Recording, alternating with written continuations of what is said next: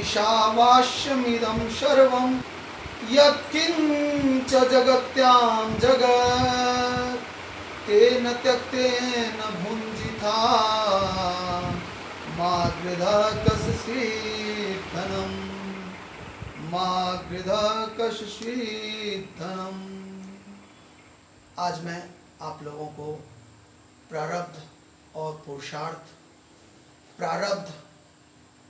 पुरुषार्थ में संतुलन के विषय में कुछ बताने जा रहा हूं।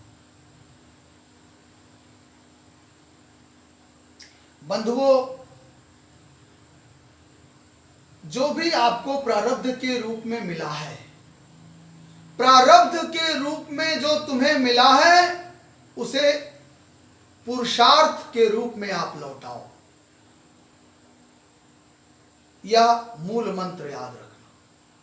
क्या कि प्रकृति में जो भी आपको प्रारब्ध के रूप में मिला है उसे पुरुषार्थ के रूप में लौटाओ। प्रकृति में झांको। प्रकृति तुम्हें अन्न देती है, प्रकृति तुम्हें अन्न देती है और किसान का खेत खलिहान इस अन्न से भर जाता है। लेकिन बदले में किसान भी बीज रूप में प्रकृति को लौटाता है। बीज रूप में प्रकृति को किसान भी लौटाता है और पुनः प्रकृति प्रसन्न होकर 7 गुना सहस्त्र गुना वापस करती है।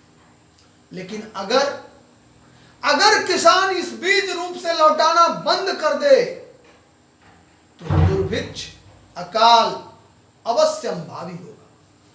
निश्चित रूप से सूखा पड़ेगा, अकाल पड़ेगा और दुर्भिक्ष पड़ेगा।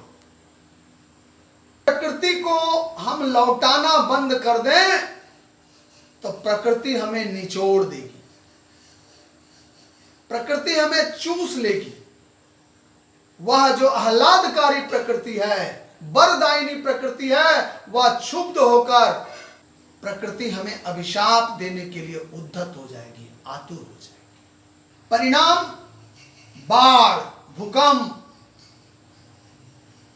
अकाल और सुनामी जैसी महामारियां आएंगी, जिसमें एक बार में 20-20 लाख, 30-30 लाख लोग काल के गाल में समा जाएंगे। ज्योतिषीय निष्कर्ष यह है कि किसी ने आपका उपकार किया है तो बदले में आप भी प्रत्युपकार करें। किसी ने भी आपका उपकार किया है तो बदले में आप उसका प्रत्युपकार करें। माता पिता अपने संतान पे सैकड़ों बार, सहस्त्रों बार उपकार करती है। माता पिता अपने संतान के प्रति सैकड़ों सहस्त्रों बार उपकार करती हैं, लेकिन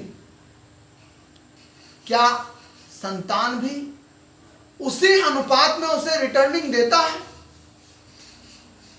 वापस देता है? कैसी विडंबना है यह, कैसी विडंबना है कि जब संतान की बारी आती है तो वह चुपके से मुंह फेर जाता है, मुंह फेर लेता है। आप किसी माता की ओर देखें, किसी माता के जीवन को देखें। पूस की रात में, ठिठुरती रात में वह जब बच्चा सुसु कर देता है तो स्वयं बच्चे को सूखे में लिटाकर और उसके गीले भागों में, उसके पेशाब वाले भागों में मां लेट जाती है। इस प्रकार से एक बार भी बिना अनसाए, बिना उकताए, बिना उत्पीड़न को महसूस किए वह मां उस बालक के प्रति सतत उपकार का भाव रखती है। लेकिन यही बालक कालांतर में जब मां को तीव्र आवश्यकता होती है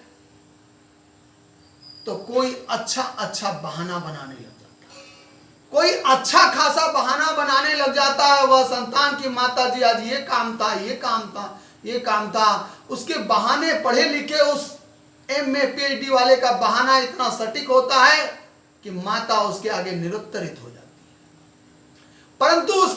अंगीकार नहीं करता, स्वीकार नहीं करता, उसके हृदय के एक कोने से आवाज आती है कि मेरा पुत्र कुछ बहाना मारे जा रहा, कुछ ना कुछ बहाना मारे जा रहा।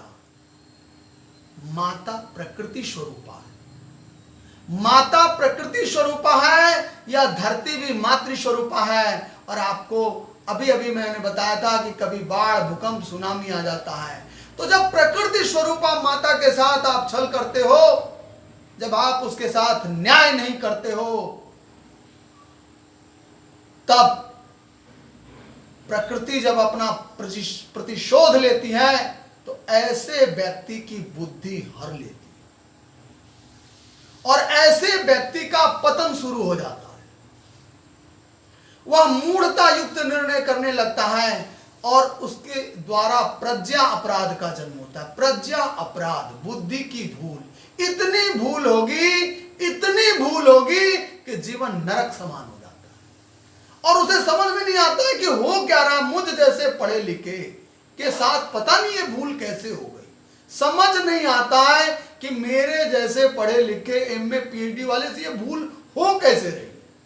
और जब कोई ऐसे भूल करने वाले को समझाए तो पाप दोष से ग्रसित यह बुद्धि किसी की सुनने पर भी राजी नहीं होगा, किसी की नहीं सुनेगा। वह हत बुद्धि, पाप से ग्रस्त बुद्धि किसी की सुनता भी नहीं है।